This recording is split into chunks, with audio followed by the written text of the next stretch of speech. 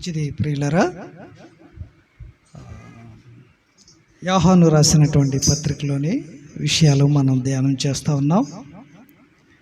ఈ రాత్రికాల సమయంలో కూడా దేవుడు మనకిచ్చినటువంటి ఈ గొప్ప సమయాన్ని మనం సద్వినియోగం చేసుకుందాం.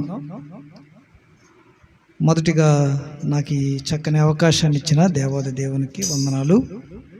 కూడి వచ్చిన సంఘ బిడ్డలైన మీ అందరికీ ప్రభునామంలో వందనాలు చెల్లిస్తూ ఉన్నాను. అలాగే ఈ మైక్ ద్వారా వింటున్నటువంటి దేవుని పిల్లలకు, యూట్యూబ్ ద్వారా కూడా ఈ వాక్యాన్ని వీక్షిస్తున్నటువంటి దేవుని పిల్లలైన వారికి అందరికీ ప్రభునామాన్ని బట్టి వందనాలు చెల్లిస్తూ ఉన్నాను. మన ధ్యానాంశంలోనికి వెళ్ళే ముందు యోహాను రాసినటువంటి మొదటి పత్రిక 1వ అధ్యాయం 3వ వచనాన్ని మరొకసారి మనం జ్ఞాపకం చేసుకుందాం.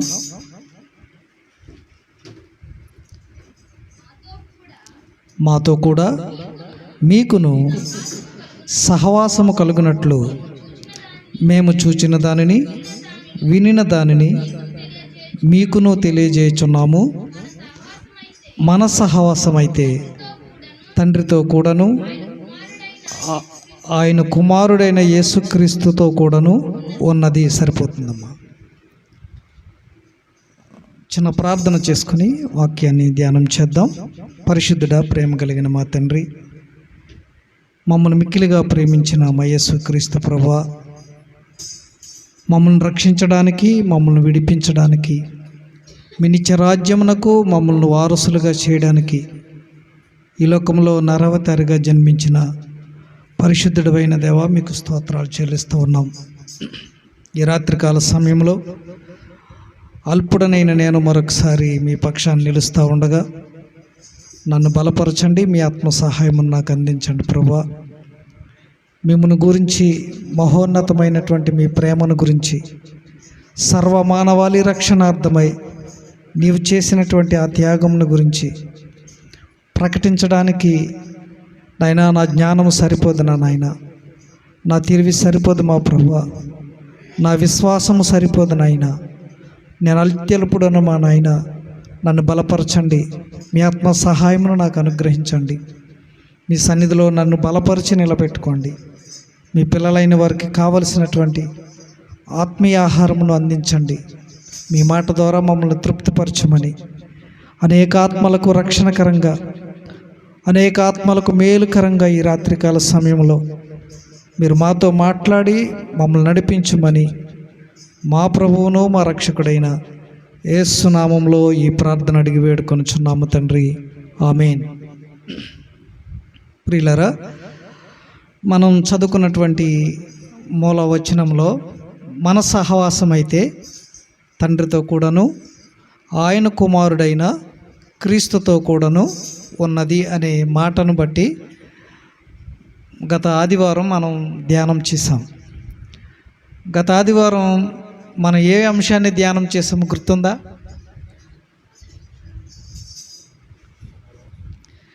యేసు క్రీస్తుతో సహవాసం అంటే ఏంటో మనం ధ్యానం చేసాం. ఈ రాత్రికాల సమయంలో దేవునితో సహవాసం ఏంటో ధ్యానం చేద్దాం. తండ్రి అయిన దేవునితో సహవాసం ఏంటో మనం ధ్యానం చేద్దాం. కాబట్టి రెండో విషయం, మనం చదవబడినట్టు వాక్యములో మన సహవాసం అయితే తండ్రితో కూడా అని అపోస్తలుడైనటువంటి యోహాను తన పత్రికలో ఉదహరించినట్లుగా మనకు కనిపిస్తూ ఉంది. గత వారం యేసుక్రీస్తుతో సహవాసం అంటే ఏమిటో, సహవాసం ఎలా చేయాలో అది మనం నేర్చుకున్నాం. దేవునితో సహవాసం అంటే ఏమిటో ఈ రాత్రి మనం ధ్యానం చేద్దాం కొద్దిసేపు. కాబట్టి వాక్యం ఏమని సెలవిస్తూ ఉందంటే, యోహాను గారు కూడా ఏమని చెప్తా ఉన్నాడంటే, దేవునితో సహవాసం చేయండి అని చెప్తా ఉన్నాడు. కాబట్టి అపోస్తలుడైనటువంటి పౌలు గారు కొరింథీ సంఘానికి రాస్తూ చక్కని విషయాన్ని ఆ సంఘానికి చెప్తా ఉన్నాడు.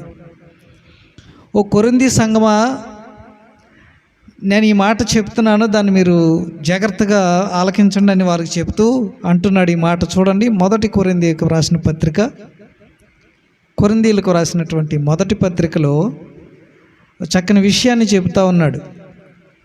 చూడండి, 7వ అధ్యాయం 24వ వచనం. 7వ అధ్యాయం 24వ వచనం. సహోదరులారా, ప్రతి మనుష్యుడును ఏ స్థితిలో పిలువబడినో ఆ స్థితిలోనే దేవునితో సహవాసము కలిగి ఉండవలెను. పౌలు గారు కూడా ఈ మాటను బలపరుస్తూ కొరింథీ సంఘానికి చెప్తా ఉన్నాడు. ఓ కొరింథీ సంఘ బిడ్డలారా, మీరు ఏ స్థితిలో పిలువబడ్డారో దేవుని సన్నిధికి, ఏ స్థితిలో దేవుణ్ణి తెలుసుకున్నారో, ఏ స్థితిలో ఉండి యేసునందు విశ్వాసం ఉంచారో, మీరు దేవుని యందు విశ్వాసం ఉంచినప్పుడు మీ పరిస్థితి ఏమిటో ఆ స్థితిలోనే ఆయనతో సహవాసం కలిగి ఉండండి అని కొరింథీ సంఘానికి చెప్తా ఉన్నాడు. కాబట్టి దేవునితో సహవాసం కలిగి ఉండమని పౌలు గారు కూడా మాట్లాడుతూ ఉన్నాడు. అది ఎలా ఉండమంటున్నాడంటే, ఏ స్థితిలో నువ్వు అయితే వచ్చావో నీ స్థితిని బట్టి, ఏ స్థితిలో నువ్వు దేవుణ్ణి విశ్వసించావో అది మర్చిపోకూడదు క్రైస్తవుడు. కాబట్టి ప్రకటన గ్రంథంలో అంటాడు, నువ్వు ఏ స్థితిలో నుంచి పడితేవో జ్ఞాపకం చేసుకోమని, మరలా మొదటి క్రియలు చేయమని మాట్లాడుతున్నాడు. కాబట్టి మనం ఏ స్థితిలో ఉన్నవారం ఒకప్పుడు, మన ఆధ్యాత్మిక స్థితి ఏంటి, దేవుని పట్ల మనం కలిగి ఉన్నటువంటి ఆలోచన విధానం ఏంటి?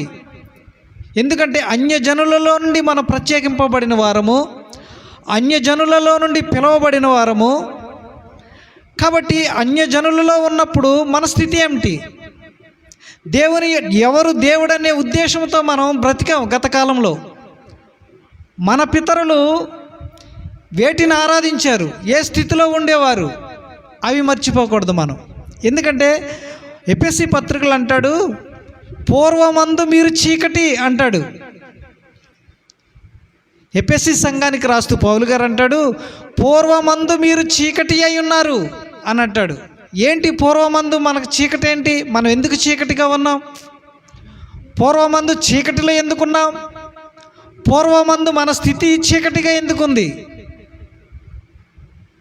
ఎవరు దేవుడో తెలియనటువంటి అజ్ఞాన స్థితిలో మనం ఉన్నప్పుడు, పాపస్థితిలో మనం ఉన్నప్పుడు, చీకటిలో మగ్గిపోతూ ఉన్నప్పుడు, వెలుగు ఏమిటో తెలియని పరిస్థితుల్లో ఉన్నప్పుడు దేవుడు మనల్ని పిలిచాడు. అందుకే పేతురు భక్తుడు అంటాడు, ఆశ్చర్యకరమైన తన వెలుగులోనికి నేను మిమ్మల్ని పిలిచాను అని అంటాడు. అంటే ఆశ్చర్యకరమైనటువంటి తన వెలుగులోనికి ఎప్పుడు పిలిచాడంటే, మనం చీకటిలో ఉన్నప్పుడు, పూర్వము చీకటిలో ఉన్నప్పుడు, పూర్వము పాపములో ఉన్నప్పుడు, పూర్వము మరణములో ఉన్నప్పుడు ఆయన ఆశ్చర్యకరమైనటువంటి తన వెలుగులోనికి, తన జ్ఞానములోనికి, తన జీవములోనికి మనల్ని పిలిచాడు. అది మర్చిపోకూడదు అంటున్నాడు పౌలు భక్తుడు. మాట్లాడుతున్నాడు, పూర్వం ప్రతి మనుష్యుడును ఏ స్థితిలో పిలువబడినో ఆ స్థితిలోనే దేవునితో సహవాసం కలిగి ఉండాలి. పూర్వపు స్థితిని మర్చిపోకూడదు మనం.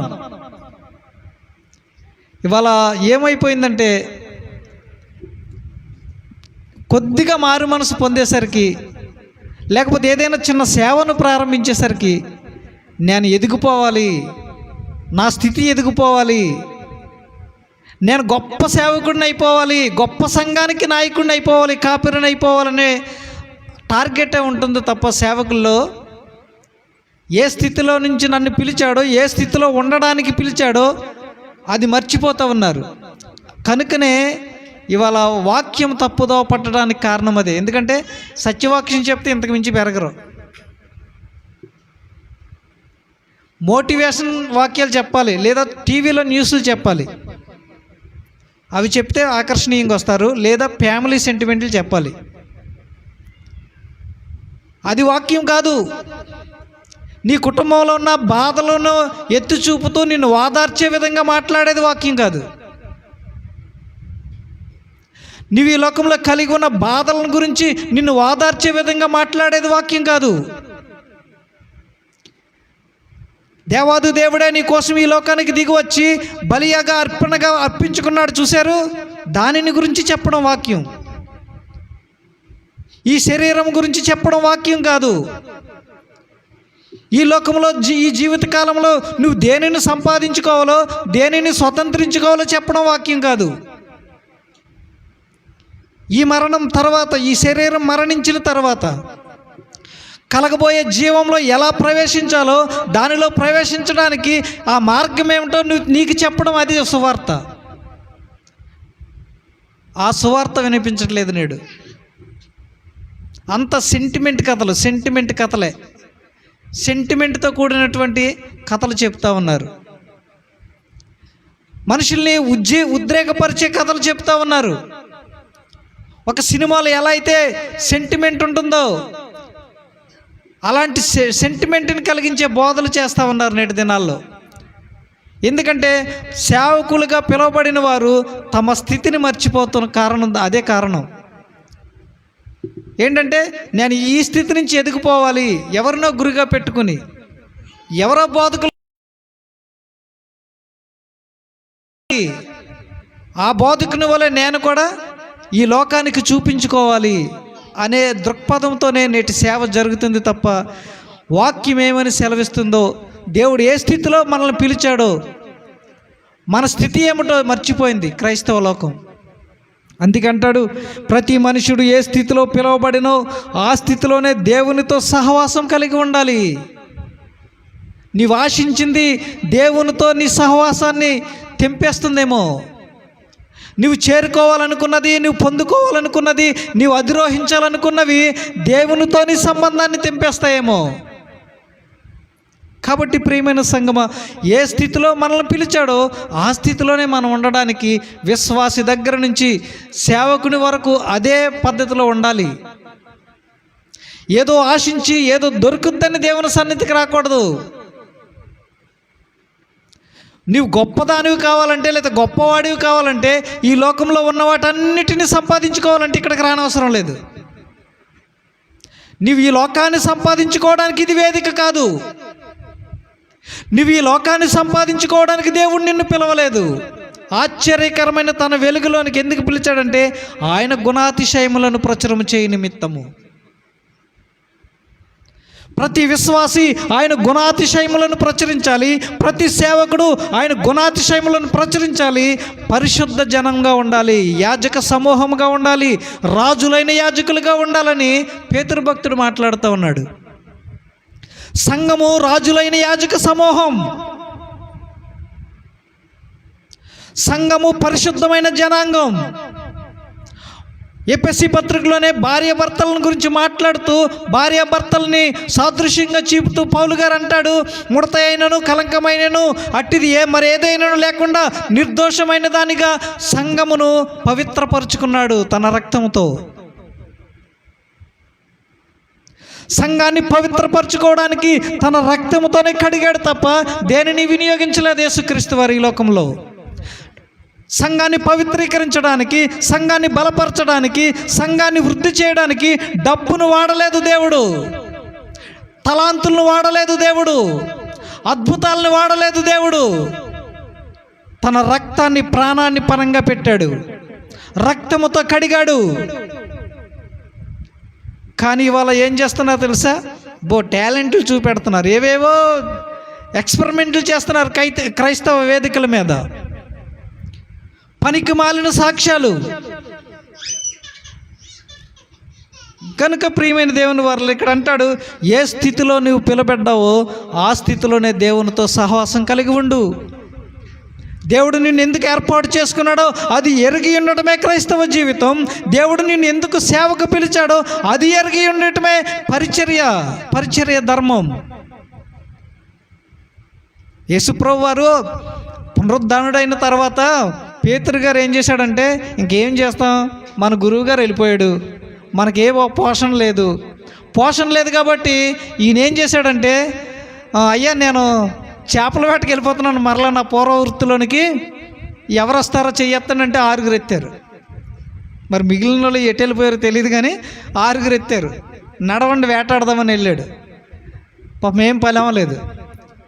ఆయన అన్నాడు, పేతురు నన్ను ప్రేమిస్తున్నావా అని అడిగాడు. యేసుక్రీస్తును ప్రేమించడమే దేవునితో సహవాసం. ఆయన నిన్ను నన్ను ప్రేమించి ప్రాణం పెట్టాడు కాబట్టనే మన సహోదరులు నశించిపోతున్న వారికి ప్రాణం పెట్టగలగడమే దేవునితో సహవాసం. అందుకే 3 సార్లు అడిగాడు, నన్ను ప్రేమిస్తున్నావా, నన్ను ప్రేమిస్తున్నావా అని. పేతురు వ్యసనపడ్డాడు 3 సార్లు అడిగినందుకు. పేతురుకి చిరాకు వచ్చేసింది ఈ ప్రశ్న 3 సార్లు అడిగినందుకు. కాబట్టి దేవుణ్ణి ప్రేమించకుండా, యేసుక్రీస్తును ప్రేమించకుండా దేవునితో సహవాసం చేయడం విశ్వాసికి అసాధ్యం. యేసుక్రీస్తును ప్రేమించిన వారు యేసుక్రీస్తును వెంబడిస్తారు. యేసుక్రీస్తును వెంబడించిన వారు ఈ లోకంలో ఉన్న సమస్తాన్ని విడిచిపెడతారు. అదే పేతురు గారు అంటాడు, ప్రభా సమస్తాన్ని విడిచి నిన్ను వెంబడించాం కదా, మరి మాకేంటి లాభం? పేతురు గారు తెలియక ఆయన్ని అడిగాడు ఏంటి లాభం అని. కానీ ఇప్పుడు అడగట్లేదు సేవకులు, ఎలా వెతుకుంటున్నారు లాభాన్ని. మేము ఇక్కడ నిలబడి సేవకులనే టార్గెట్ చేస్తాం. సేవకుడైనా విశ్వాసైనా ఒకటే. మారకపోతే ఎవరికైనా బోధ చేయాల్సిందే. దేవుడు నువ్వు సేవకుడివా విశ్వాసవా అనడు. నువ్వు మారు మనసుతో ఉన్నావా లేదని అడుగుతాడు. రక్షింపబడి ఉన్నావా లేదని అడుగుతాడు. ఆయన ప్రామాణికం అదే. కాబట్టి యోబు భక్తుడు చక్కని మాటలు మాట్లాడుతున్నాడు చూడండి. యోబు గ్రంథంలో చక్కని మాటలు చెప్పబడ్డాయి. ఈ యోబు గారి మాటలు కాదు, తన స్నేహితుల మాటలు ఇవి. 22-21 అంటాడు, ఆయనతో సహవాసము చేసిన ఎడల నీకు సమాధానము కలుగును, అలాగునే మేలు కలుగును.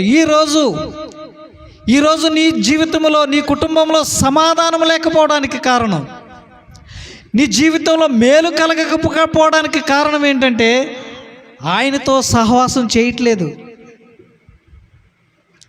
మేలంటే ఈ లోక సంబంధంగా ఏదో కలిగిందని చెప్పడం కాదు, ఒక నిశ్చయత కలిగి ఉండడం. పొద్దున సహోదరుడు పొద్దుట నిన్న పెట్టాడు, సమాధి పెట్టెట్టి చచ్చిపోవడానికి సిద్ధం అనేసి. క్రీస్తు కొరకు చనిపోవడానికి సిద్ధపడ్డాం మేలు. ఎందుకంటే క్రైస్తవునికి మేలు ఎక్కడుందని తెలుసా? మరణంలోనే ఉంది. క్రైస్తవుని మేలు ఎక్కడంటే ఈ లోకంలో మరణించడమే మేలు. ఎందుకంటే నిజమైన క్రైస్తవుడు ఇక్కడ మరణిస్తే మహిమలో ప్రవేశిస్తాడు. అది మేలు, ప్రమోషన్. అది క్రైస్తవ జీవితానికి. ఆ ప్రమోషన్ ఎవరు ఆశించట్లేదు. కానీ ఈ లోకంలో ఇక్కడికి ఏదో వస్తే దేవుడు ఏదో ఇస్తాడు, సుఖవంతంగా బతకొచ్చు, నా తరతరాలకు సంపాదించుకోవచ్చు. అసలు మనసుకు ఉన్నటువంటి దౌర్భాగ్యమైనటువంటి పనికిమాలిన బుద్ధి ఏంటో తెలుసా? తన తర్వాత తరాలకు సంపాదించాలనేది దేవునికి విరుద్ధమైనటువంటి బుద్ధి. అది దేవుడు నిన్ను పుట్టించాడు, నిన్ను పిల్లల్ని కనమన్నాడు, అంతవరకే చెప్పాడు. నీ పిల్లల్ని నీ ఎంతటోళ్ళని చేసే వరకే నీ బాధ్యత, మన బాధ్యత. ఆడపిల్లలకి సంపాదించమని దేవుడు చెప్పలేదు. ఆ దుర్బుద్ధితోనే ఇన్ని పాపాలు చేస్తున్నావు.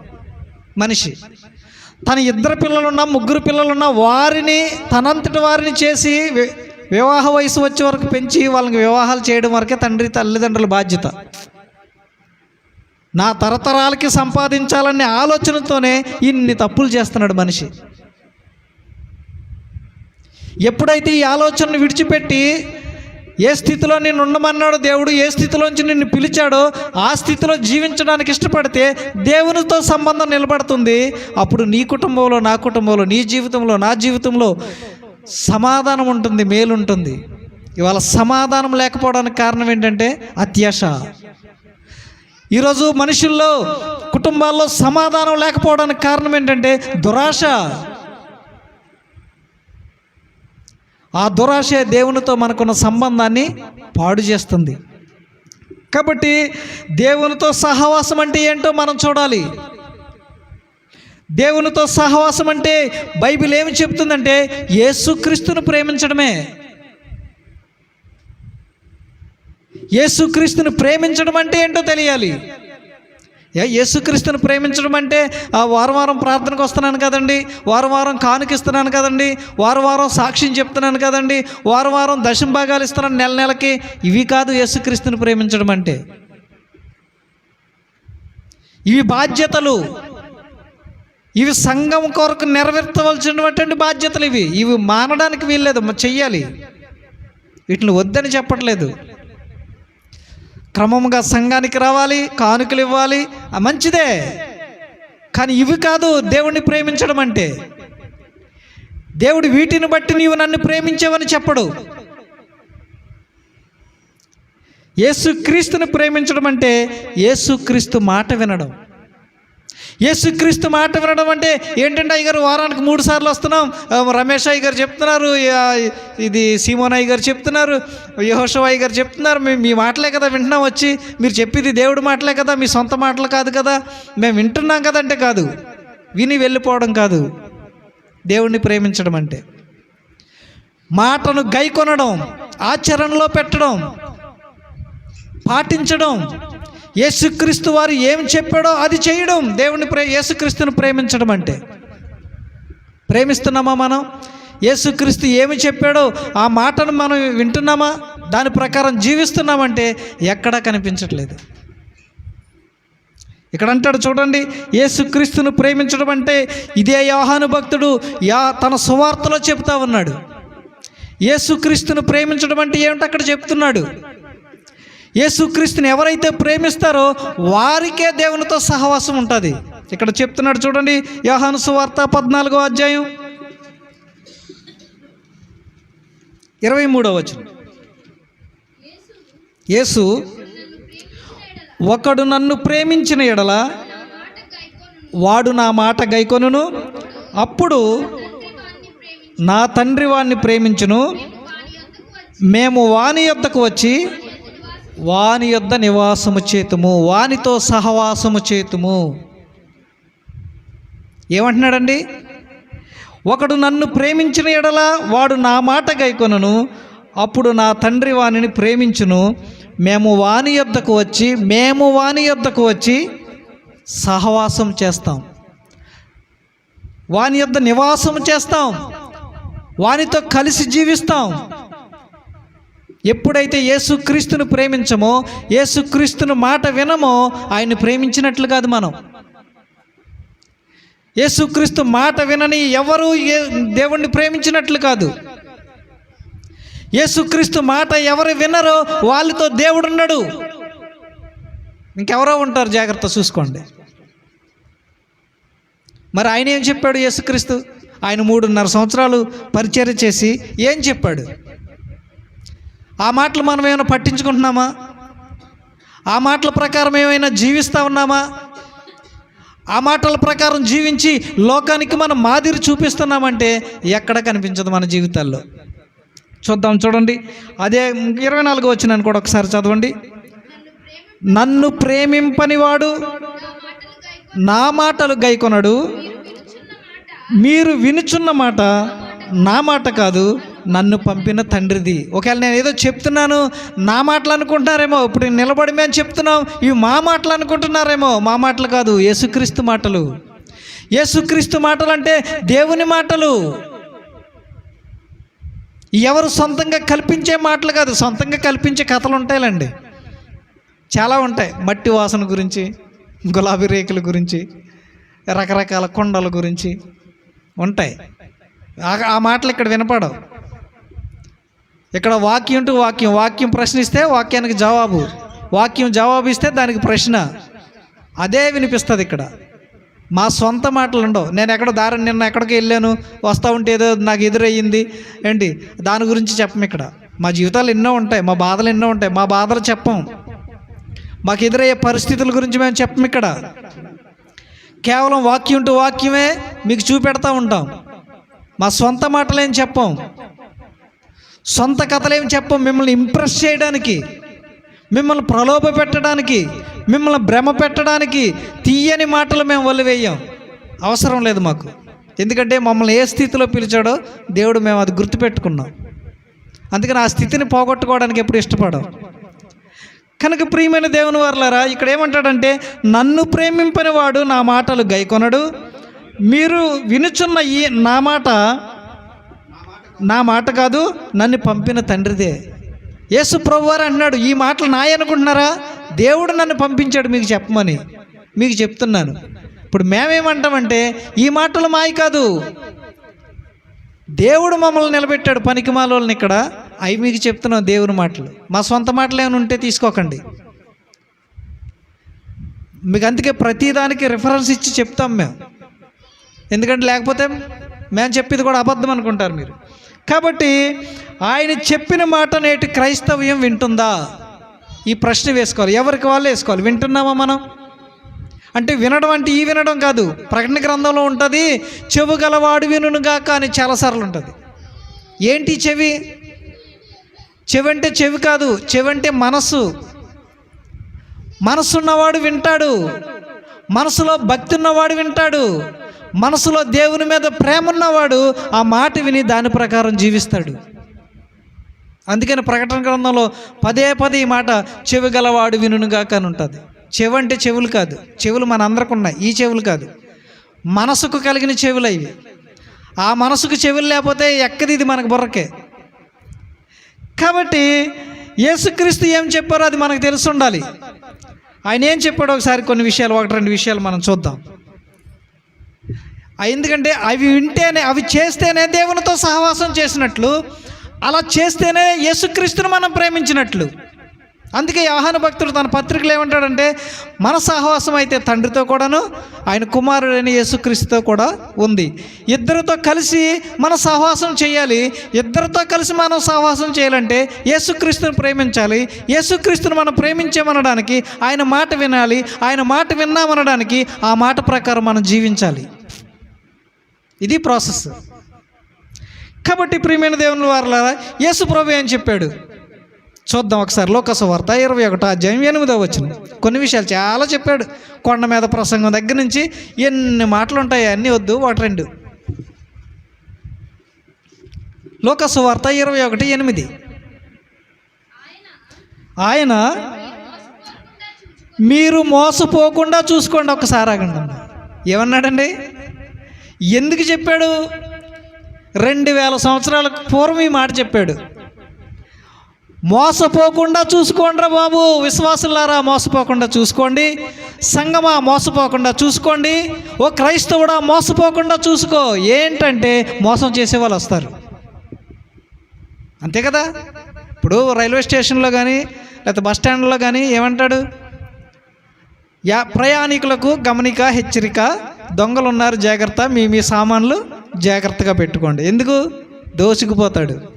ఇవాళ దోచుకుపోయేవారు వచ్చారు, సంఘాన్ని దోచేసే వాళ్ళు వచ్చారు, సంఘములో ఉన్న విశ్వాసుల విశ్వాసాన్ని దోచేసే వాళ్ళు వచ్చారు, సంఘములో ఉన్న విశ్వాసుల యొక్క ప్రతి పరిస్థితిలో వాళ్ళని పాడు చేసే వాళ్ళు వచ్చారు, రక్షణను పట్టుకుపోయే వాళ్ళు వచ్చేసారు.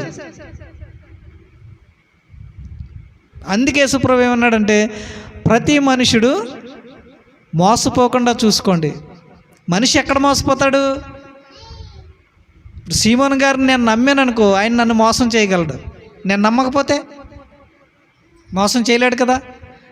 మరి ఆయన్ని నేను నమ్మాలంటే ఏం చేయాలి? ఆయన ఒక పెద్ద సూట్ వేసుకుని, పెద్ద సిలువ వేసుకుని, పైన పెద్ద ఏదో పెట్టుకుని హంగామా చేస్తే సాష్టాంగ నమస్కారం పెట్టి నిలువుదోబడి ఇచ్చేస్తాం, అంతే కదా. అంటే మోసపోకుండా చూసుకోండి అంటే నా పేరు చెప్పుకుని వచ్చి మిమ్మల్ని తినేస్తారా బాబు, జాగ్రత్త అని చెప్పాడు. మరి ఎవరైనా జాగ్రత్త పడుతున్నామా? ఎవరైనా జాగ్రత్త పడుతున్నా? ఎవరైనా పరీక్షిస్తున్నామా? ఈ సేవకుడు సరైనోడా కాదా? నిజమైన రక్షణ ఉందా లేదా? రక్షణ దేవుడిచ్చాడా లేదా కొనుక్కు తెచ్చుకున్నాడా అనేది మనం గమనించాలి. ఎందుకంటే భయంకరమైనవి మేము చూస్తున్నాం కాబట్టి, యూట్యూబ్లో భయంకరమైన సంగతులు మేము చూస్తూ ఉన్నాం, యూట్యూబ్లోను ఫేస్బుక్లో. మొన్న ఒక ఆయన చెప్తున్నాడు, ఒక అమ్మ చెప్తుంది సాక్ష్యం, మహాతల్లి ఆ టెక్నిక్ మాకు వస్తే బాగుండు. ఆ సేవకుడు అంట 100 రూపాయల నోటు, 500 రూపాయల నోటు అభిషేకించి ఇచ్చాడంట ఆవిడకి. అసలు ఆ రోజు నుంచి 500 కాగితాలు వచ్చి పడిపోతున్నాయంట ఇంట్లో. మనకు వస్తే బాగుండు, అసలు సంత చేసుకుంటా కూడా డబ్బులు ఉంటారు. మాకు 500 అభిషేకించి ఇచ్చాడంట, 100 రూపాయల కాగితం ఒకటి అభిషేకించి ఇచ్చాడంట. అసలు 500 కాగితాలకు ఇంకా కరువే లేదంట ఆ ఇంట్లో. మోసం చేసే వాళ్ళు వస్తారు. అందుకే యేసుక్రీస్తు ప్రభు చెప్పాడు, ప్రతి మనుషుడు మోసపోకుండా చూసుకోండి. ఎందుకంటే అనేకులు నా పేరట వచ్చి నేనే ఆయనని చెప్తారు. నేనే ఆయన్ని. యేసుక్రీస్తు ఎక్కడున్నాడమ్మా, నేనే యేసుక్రీస్తుని అని చెప్పుకునే వాళ్ళు వస్తారు. అందుకే మోసపోకండి. క్రీస్తు లాంటి వేషం వేసుకునేవాళ్ళు, క్రీస్తు వలె మాట్లాడేవాళ్ళు, వీళ్ళ మాటలోనే మాధుర్యం ఉంటుంది తప్ప మనసులో క్రీస్తుండడు. వాళ్ళ ఆలోచనల్లో క్రీస్తుండడు, వాళ్ళ ఆశల్లో క్రీస్తుండడు, వాళ్ళ కోరికల్లో క్రీస్తుండడు, వాళ్ళ క్రియల్లో క్రీస్తుండడు. కానీ పై వేషం మాత్రం క్రీస్తు వలె వస్తారని యేసుప్రభు వారు ముందే చెప్పేశాడు. అయినా గుడ్డిగా మోసపోతున్నావంటే నువ్వు ఏ స్థితిలో ఉన్నావో మనం అర్థం చేసుకోవాలి. ఇక్కడ అదే అంటాడు, అనేకులు నా పేరట వచ్చి నేనే ఆయనననియు కాలము సమీపించననియు చెప్పెదరు, మీరు వారి వెంబడిపోకండి. అబ్బో, అసలు వెంబడించేదే వాళ్ళని కదా, తండోపతండాలుగా వెళ్ళేది వాళ్ళే కదా. వ్యానుల మీద, లారీల మీద, ఆటోల మీద తండోపతండాలకు వెళ్ళిపోతే అక్కడ ఆయన ఏం చేస్తాడు తెలుసా? ఆ అరటి పండుని అభిషేకించేస్తాడు, కొబ్బరి నూనెని అభిషేకించేస్తాడు, చేపను అభిషేకించేస్తాడు. వాళ్ళ వెనకాలే పోతున్నాం మనం. దేవుడేమో నాతో సహవాసం చేయరా బాబు, నిన్ను దీవిస్తాను, నాతో సహవాసం చేయి, నా నిత్యత్వంలోనికి నిన్ను ఆహ్వానిస్తాను, నాతో సహవాసం చేయి, నిత్యము నీతో ఉంటానంటే, ప్రభా నువ్వు వద్దు, మాకు ఎక్కడో అరటిపండు ఇస్తున్నారు వెళ్ళిపోతున్నాం, ఎక్కడో కచ్చిపిస్తున్నారు వెళ్ళిపోతాం. కొంతమంది సేవకులు ఏం చెప్తారంటే, మా సంఘానికే రండి, ఇంకో సంఘానికి వెళ్ళకండి. మంచిదే, నీ సంఘానికి వచ్చిన వాళ్ళు ఇంకో సంఘానికి వెళ్ళొద్దు, నువ్వు కూడా ఇంకో సంఘానికి వెళ్ళకూడదు. నువ్వు తిరగొచ్చు ఎన్ని సంఘాలైనా, నీ దగ్గర ఉన్న విశ్వాసి వెళ్ళకూడదా? ఇంకో వాక్యానికి వినడానికి వెళ్ళకూడదా? ఇది ఎక్కడ సిద్ధాంతం? నీ సంఘాన్ని మానిపించినప్పుడు నువ్వు కూడా మానేయాలి. ఇలాంటి సొంత సిద్ధాంతాలు పెట్టుకుని మనుషుల్ని తప్పుతోవలు నడిపించే వాళ్ళు వస్తారు, మోసం చేస్తారు. జాగ్రత్త. నిజంగా వాక్యం విని వాక్యం ద్వారా బలపరచబడడానికి మీరు ఎక్కడికైనా వెళ్ళొచ్చు. కానీ వాక్యం కాని చోటకి, పరిచర్య కాని చోటకి, బైబిల్ వ్యతిరేకంగా నడిచే సంఘాలలోకి వెళ్ళొద్దు. కానీ వాక్యాన్ని కూడా వినకుండా వినడానికి కూడా వెళ్ళనివ్వరు కొంతమంది. మరి నువ్వు చెప్పడానికి వెళ్ళకూడదు. నువ్వు చెప్పడానికి వెళ్ళొచ్చా? అన్ని సంఘాలకి, అన్ని సహవాసాలకి వెళ్ళొచ్చా? ఫలానా సహవాసానికి వెళ్ళకండి, చెడ్డదా, దేవుడు నిన్ను పిలిచినట్టు ఆయన పిలవలేదా? ఈ రకమైన సిద్ధాంతాలు పెట్టి సంఘాన్ని అలాగా తమ గుప్పిట్లో అలా బంధించేసి అసలు విశ్వాసాన్ని నేర్పించకుండా వాళ్ళ విశ్వాసాన్ని చూపిస్తున్నారు హృదయాల్లోకి. అందుకే మోసపోతుంది సంఘం నేడు. అందుకే ఇక్కడ అంటాడు, మీరు మోసపోకుండా చూసుకోండి, ఎందుకంటే నా పేరు చెప్పుకుని మిమ్మల్ని మోసం చేస్తారు. ఇది యేసుక్రీస్తు చెప్పాడు. మరి ఈ విధంగా ఎప్పుడైనా ఆలోచన చేసావా? ఇప్పుడు నేను ఇక్కడ నిలబడి చెప్తున్నాం, మేము మా గురించి ఎప్పుడైనా మీరు ఆలోచించారా? అసలు ఏబేల్ గారికి నిజంగా రక్షణ ఉందా లేదో, ఆయన ప్రవర్తన ఎలా ఉంది, ఎందుకోసం వాక్యం చెప్తున్నాడు, ఎందుకోసం సంఘం పెట్టాడు, ఎందుకోసం ఇలా అరుతున్నాడు, ఎప్పుడైనా ఆలోచించారా? లేదు. ప్రతి విశ్వాసి సేవకుని గురించి ముందు ఆలోచన చేయాలి. ఆ సేవకుడిని పరీక్షించాలి. అది సరైన రక్షకుడు, సరైన సేవకుడో కాదో, ఏ ఉద్దేశంతో పరిచర్యకు వచ్చాడో ఆ పరిచర్యకు రావడానికి అతని ఉద్దేశం ఏంటో తెలుసుకోవాలి. అది సంఘం చేయకపోతే దేవుడు మనల్ని లెక్క అడుగుతాడు, నిన్నే లెక్క అడుగుతాడు. సంఘానికి సరి అనేది నేను బోధించకపోతే నన్ను లెక్క అడుగుతాడు. అందుకనే నేటి సంఘాలలో విశ్వాసులు మోసపోతున్నారు. అందుకే మోసపోతారు, మోసం చేసేస్తారు, జాగ్రత్తగా ఉండమని యేసుప్రభువు వారు చెప్పాడు. ఆ మాట వింటున్నాం మనం. వినకపోతే దేవునితో సహవాసాన్ని పోగొట్టుకుంటాం. యేసుక్రీస్తు మాట వినకపోతే దేవునితో సహవాసాన్ని పోగొట్టుకుంటాం. మరొక విషయం చెప్తాడు చూడండి, మార్కు సువార్తలో. మార్కు సువార్త 13వ అధ్యాయము 21వ వచనం. కాగా క్రీస్తు ఇక్కడనున్నాడు, అదిగో అక్కడనున్నాడు అని ఎవడైనా మీతో చెప్పిన ఎడల నమ్మకుడి. క్రీస్తు అంటే అర్థం ఏంటి తెలుసా? అభిషక్తుడు, అభిషేకింపబడినవాడు. అబ్బో పలానా ఆయనకి స్వస్థత అభిషేకం వరం ఉంది, పలానా ఆయన దగ్గర భవిష్యత్తు చెప్పే అభిషేకం ఉంది, ఆయన అభిషేకింపబడినవాడు, అక్కడ అభిషేకం ఉంది, ఆ మందిరంలో అభిషేకం ఉంది అని చెప్తే వెళ్ళొద్దు అని చెప్పాడు యేసుప్రభువు వారు. వీళ్ళు అభిషేకాలించే పాస్టర్లు అనమాట, వీళ్ళు సేవకులు. ప్రతిదాన్ని అభిషేకించేస్తారు, మట్టిని అభిషేకించేస్తారు, నీళ్ళని అభిషేకించేస్తారు, ప్రతిదాన్ని అభిషేకించి పరిశుద్ధాత్ముడు దీనిలోకి వచ్చేసాడని చెప్తారు. గోడల్లోకి పరిశుద్ధాత్ముడు వచ్చేస్తాడు, ఫ్యాన్ల్లోకి వచ్చేస్తాడు, మైకుల్లోకి వచ్చేస్తాడు. ఒక ఆయన మైక్ వైర్ ఇసిరేసాడు, అభిషేకం ఉందని దీనితో వైర్లోకి వచ్చేసింది పరిశుద్ధాత్ముడు. మీరు చూడరేమో, ఇవి మాకే కనిపిస్తాయి ఇవి. ఒక ఆయన అయితే చేపను అభిషేకించి నువ్వు దీని మీద పడుకుంటే నీ మోకాలు నొప్పులు, నీ నడుము నొప్పులు మొత్తం పోతాయి, ఎందుకంటే చేపలో ఉన్నాడు అభిషేకం, పరిశుద్ధాత్ముడు. ఒక ఆయన అయితే అరటిపండు అభిషేకించేసి ఇది తింటే నువ్వు గర్భం ధరిస్తావు. పనికి మాలినటువంటి అభిషక్తులమని చెప్పుకుని మా దగ్గర ఒక ప్రత్యేకమైన అభిషేకం ఉందని చెప్పుకుంటున్నారు. వాళ్ళకే కాదు, మళ్ళీ పాస్టర్ అమ్మలకు కూడా అభిషేకాలు వచ్చేస్తున్నాయి.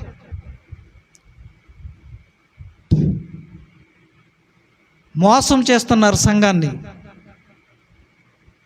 నీ ప్రార్థన వినడా దేవుడు? వినడా? అభిషేకం ఉన్న వాళ్ళ ప్రార్థన వింటానన్నాడా? లేకపోతే పరిశుద్ధాత్మ మీ మీదకు వచ్చినప్పుడు ప్రతి వస్తువులోనూ ఉంటాడు, ఆ వస్తువును మీ ఇంట్లో పెట్టుకుంటే ఆ వస్తువు ద్వారా మీరు ఆశీర్వదింపబడతాడని బైబిల్ ఎక్కడని చెప్పిందా? యేసుక్రీస్తు చెప్పని మాటలు, బైబిల్ చెప్పని మాటలు. తమ స్వార్థము కోసం నాకేదో అభిషేకం ఉంది, ప్రత్యేకమైన వరం ఉందని. వరాలు వ్యక్తులకు ఇవ్వలేదు, సంఘానికి ఇచ్చాడు. జాగ్రత్తగా ఆలోచించాలి మనం. వ్యక్తులకు ఇవ్వలేదు, పరిశుద్ధాత్మ వరాలు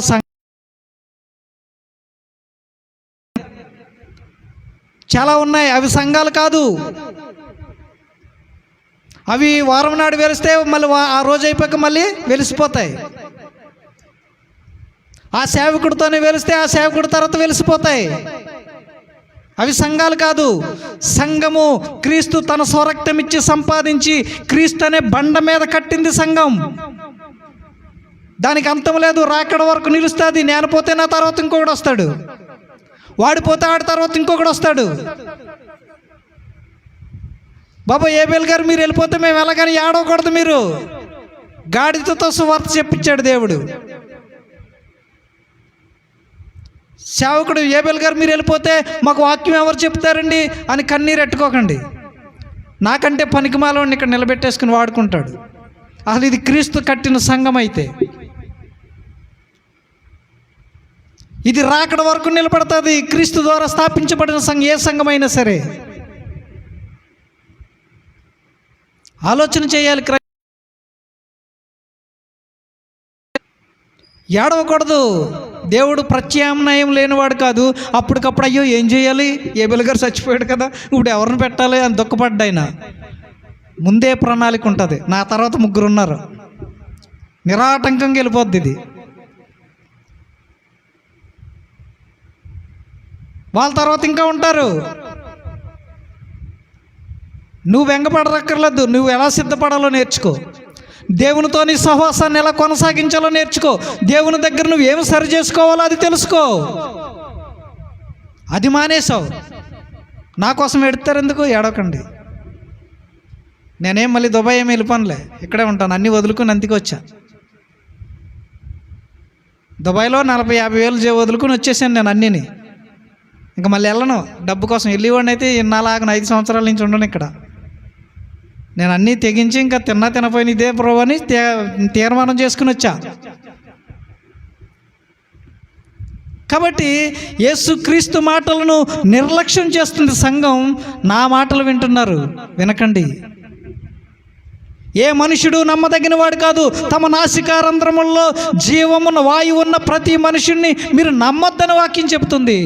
ఎందుకంటే నా మాటలో ఎంతో కొంత స్వార్థం ఉంటుంది, నా మాటల్లో ఎంతో కొంత నా అహంకారం ఉంటుంది, నా మాటల్లో ఎంతో కొంత లోకం ఉంటుంది, నా శరీరం ఉంటుంది. యేసుక్రీస్తు మాటలు మనం వినాలి. అందుకంటాడు, ఇదిగో క్రీస్తు అక్కడ ఉన్నాడు, ఇక్కడ ఉన్నాడని ఎల్లకండి ఎక్కడికి. ఎవడైనాను మీతో చెప్తే నమ్మకండి. అక్కడ ఏదో అయిపోతుందంటే, ఇక్కడ ఏదో జరిగిపోతుందంటే. నీ తలుపు వేసుకుని రహస్యమందు నీ తండ్రికి నువ్వు మొర పెడితే దేవుడు నీ మొర వినక మానడు. దేవుని సన్నిధిలో నీ హృదయాన్ని కుమ్మరిస్తే దేవుడు మన మొర వినక మానడు. ఆయన చేయక మానడు ఏదైనా సరే.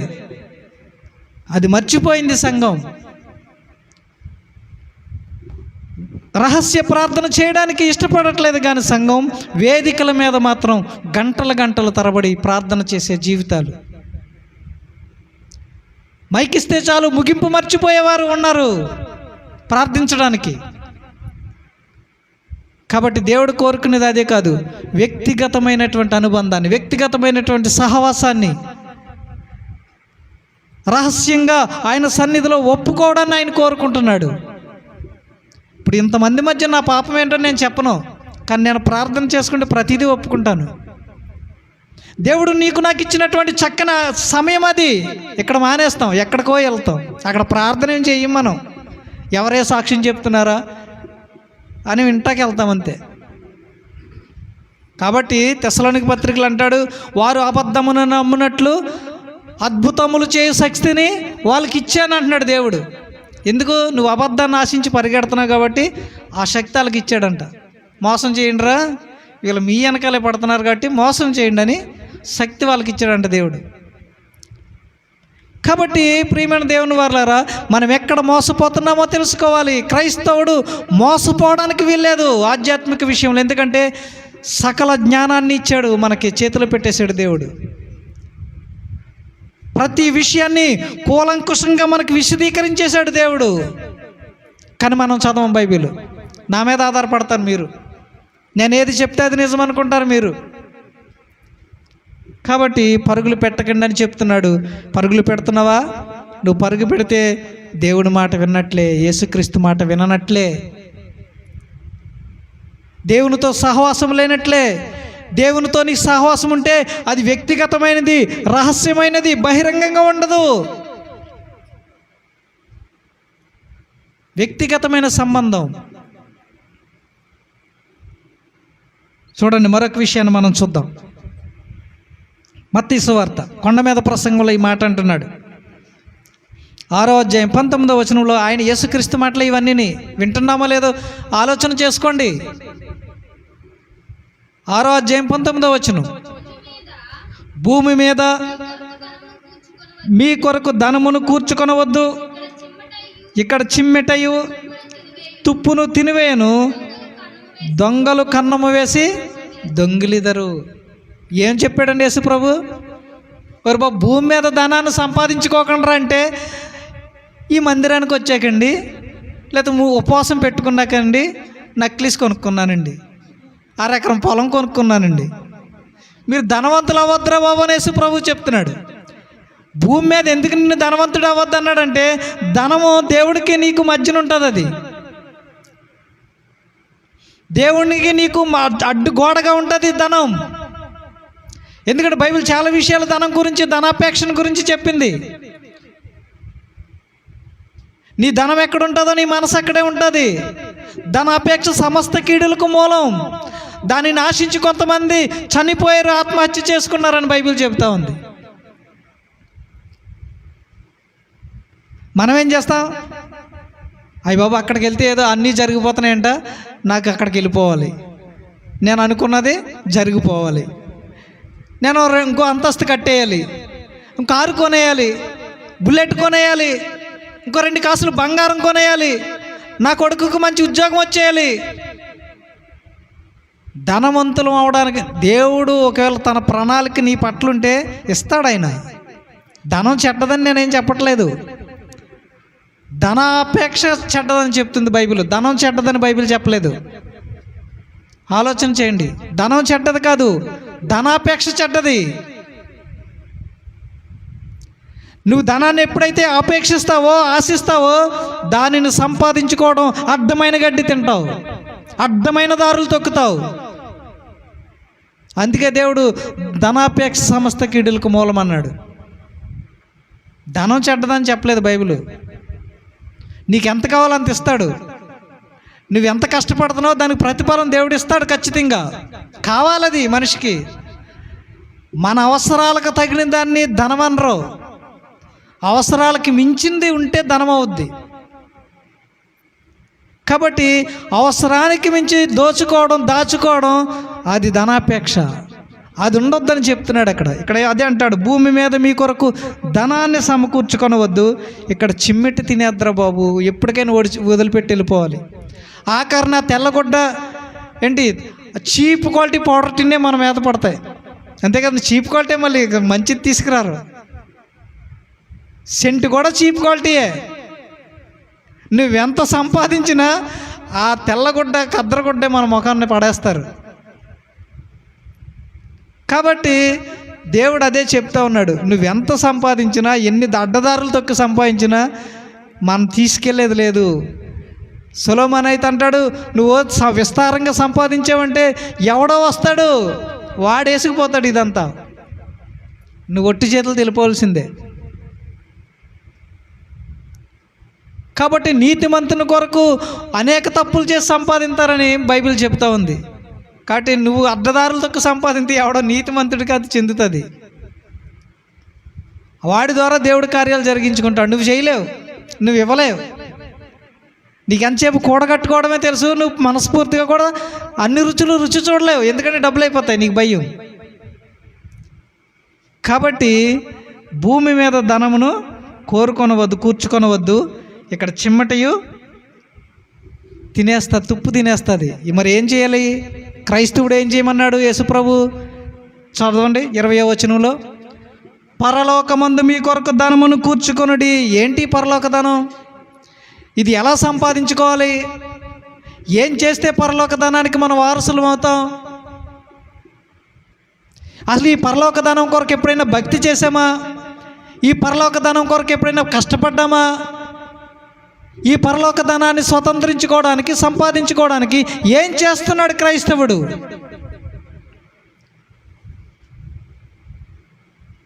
భౌతికంగా నువ్వు అది అవుతావు, ఇది అవుతావు అని చెప్పడమే కదా బోధనేడు.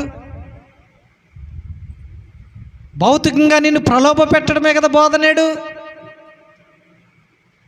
ఒరే బాబు, పరలోకంలో నీకు ధనం ఉంది, దానిని పోగొట్టుకుంటున్నావురా, ఈ బ్రతుకు మార్చుకోరని చెప్పేది లేదు. కానీ నువ్వు ఉపవాస ప్రార్థన పెట్టుకోలేదు, ఫలానా చోటకి 7 వారాలు వెళ్ళు, ఫలానా చోటకి 3 వారాలు రా, నువ్వు ఈ లోకంలో గొప్పవాడు అయిపోతావు. ఉన్నతమైన ఎక్కలేనంత ఎత్తైన కొండపైకి ఎక్కేస్తారు, అక్కడి నుంచి తోసేస్తాడు సాతాను నిన్ను కిందకి. దావీదు ఎందుకన్నాడు ఆ మాట మనకు అర్థం అవ్వాలి. ఎక్కలేనంత ఎత్తైన కొండ కంటే అంతకుముందు దావీదు యెరూషలేము కొండ కింద ఉంది ఆయన జీవితం. యెరూషలేము కొండ కింద గొర్రెలు కాసుకునే స్థితిలో ఉన్నాడు. చాలా పేదరికం. తన అన్నదమ్ములు తను తక్కువగా చూస్తున్నారు. అప్పుడు ప్రార్థన చేశాడు, ప్రభువా నేను ఆ కొండ మీదకి వెళ్ళి అక్కడ నివసించాలి, ఆ యెరూషలేము మహాపట్నంలో నీ వాగ్దానం చేసినటువంటి ఆ పరిశుద్ధ స్థలంలో నేను ఉండాలని. దానికోసం ఆయన ప్రార్థన చేశాడు. నిన్ను నన్ను ఎక్కించమని కాదు, మనం చేయవలసింది దానికోసం కాదు. బైబిల్ చదివితే ఏ ప్రార్థన ఎందుకు చేశారో అర్థమవుద్ది. దావీదు ప్రార్థనలో చాలా వరకు కొత్త నిబంధనకు వ్యతిరేకమైన ప్రార్థనలు ఉంటాయి దావీదుయి. ఇది ఎవరు చెప్పరు మీకు. క్రొత్త నిబంధనకు వ్యతిరేకమైన ప్రార్థనలు దావీదు జీవితంలో చాలా ఉంటాయి. మీరు చదవండి, తెలుస్తుంది. నా విరోధులను చంపే, నా శత్రువులను నాశనం చేసే క్రొత్త నిబంధన అంగీకరించిన ఈ ప్రార్థనని. క్రొత్త నిబంధన ఎప్పుడు శత్రువులను క్షమించింది. నిన్ను నన్ను ప్రేమించి క్షమించాడు యేసుక్రీస్తు ప్రభు. దావీదు పోలే ప్రార్థన చేయడానికి వీల్లేదు మనం. దావీదు ప్రార్థనలో పగ తీర్చుకునే స్వభావం కనపడుతుంది.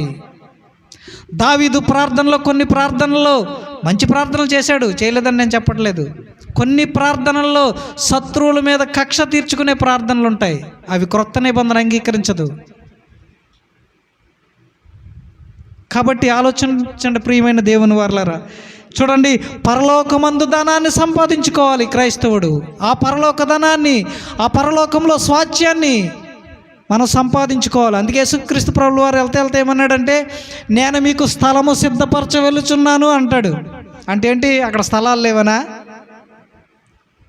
కాదు, అక్కడ నీ పేరు నా పేరు లిఖించడానికి వెళ్తున్నాడు. ఒక గ్రంథం ఉంది, ఆ గ్రంథంలో మన పేర్లు రాస్తాడు ఆయన. తీర్పు దినాన్ని మళ్ళీ ఆ గ్రంథం తెరవబడద్ది. ఆ గ్రంథంలో నీ పేరు ఉంటే, నా పేరు ఉంటేనే ఆ పేరున్న వాళ్ళు అక్కడికి ఎత్తబడతారు. అది స్థలం సిద్ధపరచడం అంటే. అక్కడికి వెళ్ళి నీ పేరును 4 సెంట్లు, మొన్న ఒక సేవకుడు చెప్తున్నాడు అంటే, ఇంతంత ఇల్లు ఇలా కడతాడంట. వాక్యాన్ని అర్థం చేసుకునే విధానం సరైనదిగా లేకపోతే మనం తప్పుదోవ పడతాం, మన బోధ వినేవారు కూడా తప్పుదోవ పడతారు. కాబట్టి పరలోకమందు ధనాన్ని సంపాదించుకోవాలి క్రైస్తవుడు. మరొక మాట చెప్తున్నాడు చూడండి, లోకా సువార్తలో.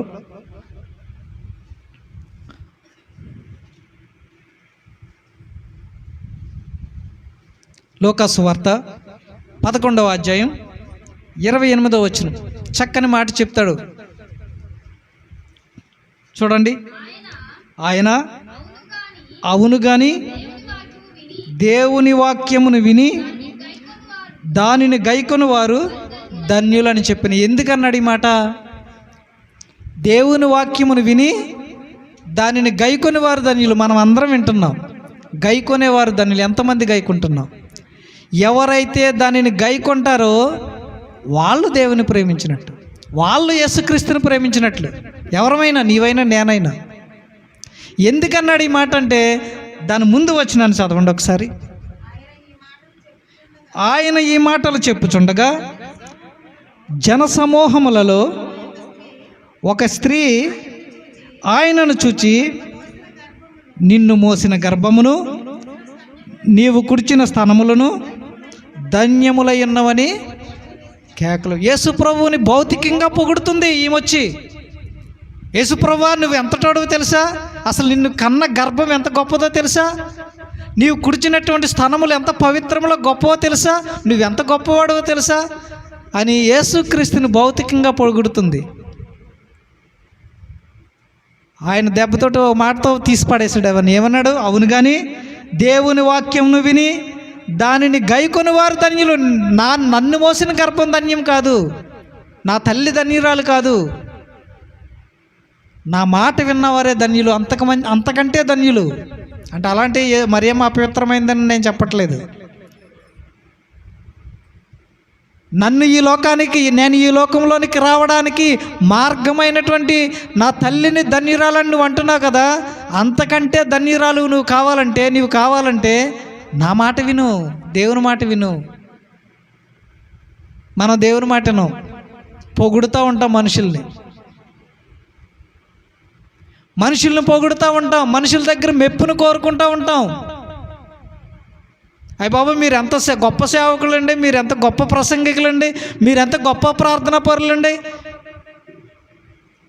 అమ్మ నువ్వెంత గొప్ప విశ్వాసం అమ్మా, ఎంత నీతివంతురాలు నువ్వు, ఎంత నీతిమంతుడు నువ్వు, పొగుడుతూ ఉంటాం.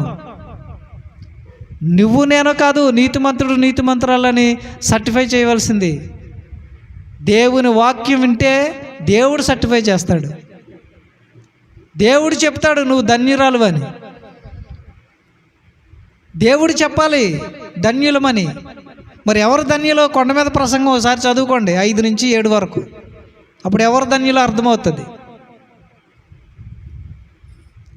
కాబట్టి ప్రియమైన దేవుని వారలారా, ఇక్కడ అంటాడు, ఆమె వచ్చి ఈయన్ని భౌతికంగా పొగుడుతుంది, నువ్వు చాలా గొప్పవాడు, నిన్ను మోసిన గర్భం గొప్పది, ఇవన్నీ చెప్తా ఉంటే, అది కాదమ్మా, నువ్వు తప్పు మాట్లాడుతున్నావు. ఎవరైతే దేవుని మాట విని గైకుంటారో వాళ్ళు ధన్యులు, వాళ్ళు ఆశీర్వదింపబడిన వారు, వాళ్ళు దీవించబడిన వారు, వాళ్ళు పరలోక ధనాన్ని సంపాదించుకున్నవారని చెబుతా ఉన్నాడు ఆయన. కాబట్టి మరొక విషయాన్ని చూసి యేసు ప్రభు చెప్పిన మాటలు మనం ముగించుకుందాం. చాలా చెప్పాము, ఇప్పటికి ఇది 4వది అనుకుంటా. మరొకటి ఈ యోహాను భక్తుడే మాట్లాడుతూ ఉన్నాడు. ఈ పత్రికలో నుంచే మరొక విషయాన్ని మనం తీసుకుందాం. 2వ అధ్యాయం 5వ వచనం, మొదటి యోహాను పత్రిక. ఆయన వాక్యము ఎవడు గైకొనునో వానిలో దేవుని ప్రేమ నిజముగా పరిపూర్ణమైంది. దేవుని ప్రేమ నీలో పరిపూర్ణం అవ్వాలంటే, ప్రేమ అయినటువంటి యేసుక్రీస్తు నీలో పరిపూర్ణం అవ్వాలంటే ఆయన మాటలు కనుక్కోవాలి, ఆయన వాక్యాన్ని గైకొనాలి.